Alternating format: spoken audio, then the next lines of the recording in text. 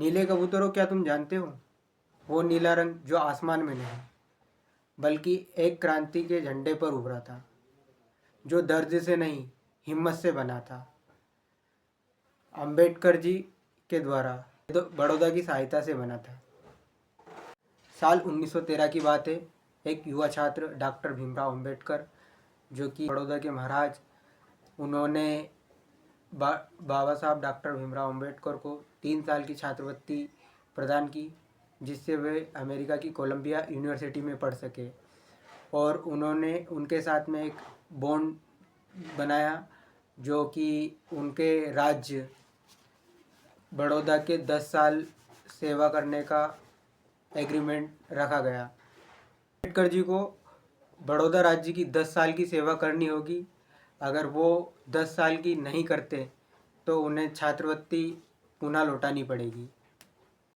बड़ौदा में उन्हें military secretary office में नौकरी दी गई। शुरुआत में सब ठीक लगा, पर धीरे धीरे उन्हें एहसास हुआ कि अब भी सबसे बड़ी दीवार जाति ही है।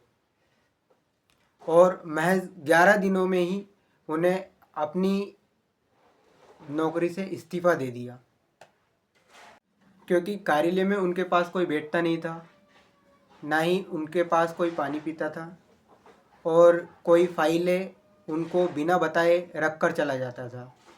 रात को जब उन्होंने रहने के लिए कमरा ढूंढा तो ना किसी धर्मशाला में उन्हें जगह दी गई, ना ही किसी होटल में कमरा दिया गया, क्योंकि वे अछूत थे।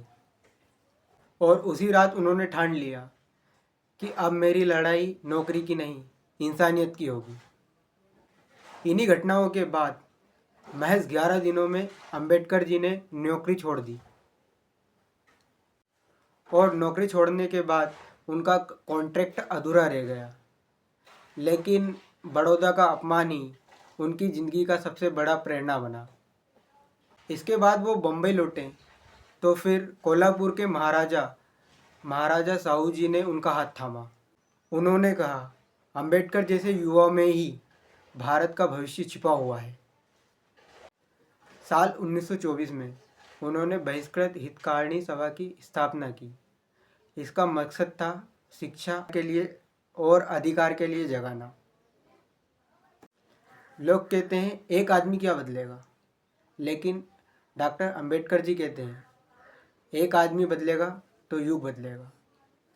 आपको ये वीडियो कैसी लगी? आपको ये वीडियो इन्फॉर्मेटिव लगी हो तो लाइक, शेयर, सब्सक्राइब ज़रूर करें। धन्यवाद।